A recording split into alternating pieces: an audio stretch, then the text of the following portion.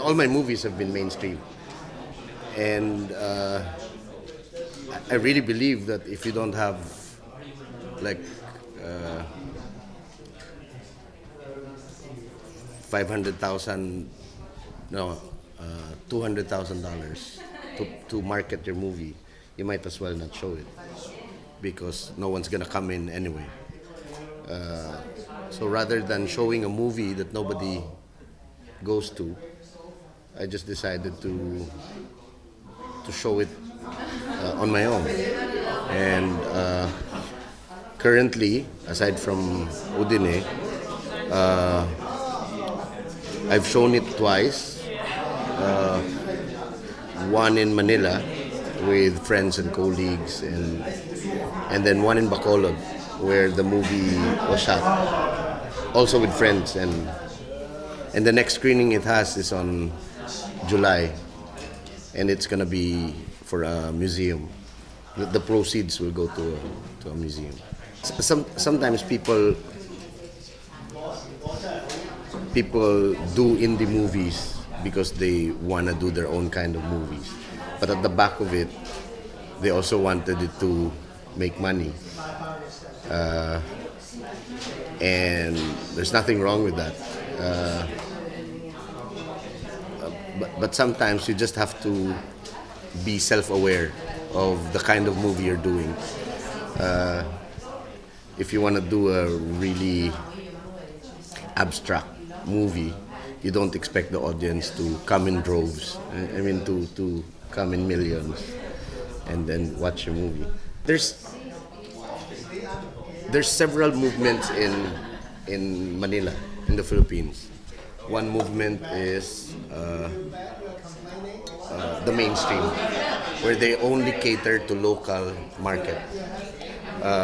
You all have those romantic comedies. Once in a while, a horror movie comes out, and then, Shake, Rattle, and Roll 12. Yeah. And then there's another side of it, the indie circuit, who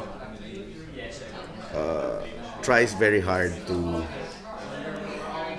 come up with stories because they can't find a market locally. So they're trying to find a market abroad, and that's where the festivals come in. But there's another segment in the middle that's kind of dislodged from all of this. That's where we belong. Filmmakers like me, a young guy, Richard Somes, Rico Elarde is part of that. It's in the middle ground where you do movies as movies. I mean, good human stories, no social relevance, no stories about poverty and stuff like that. And it's hard when you're in that position in the middle, where you don't do romantic comedies and you don't do socially relevant movies. You're stuck and you don't know where to go. Definitely, Arrival will flop at the box office. I mean, there's no really pretty actresses. The actors are young, are not young, middle-aged guys. So that's a problem. But currently, we're trying to do our kind of movies, and we don't know if it's gonna make it.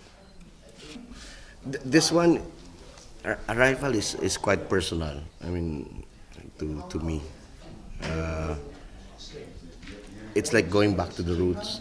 I've done 10 mainstream films, and the system just gets into you. I mean, you work on a play date, you work on a showing time, you get actors, you work around their schedules because they're doing a lot of things. With this one, it's just a chance to do your movie from start to finish with no one telling you what to do. Prior to the writing of the movie, I did a a 15-day workshop where we improvised all the dialogues Of the arrival. of the arrival, and it was just refreshing. You can't do that in a studio. You can't do that in a studio. You can't have the director not knowing where the script is going to go. You've got to hire a seasoned writer for them to think up of complex characters and clever payoffs. With this one, it's just following one guy's story, and wherever it goes, I mean, let's just follow it. I transcribed. We did several scenes. Let's try this angry. Let's try you nice. Let's try you fidgety or nervous.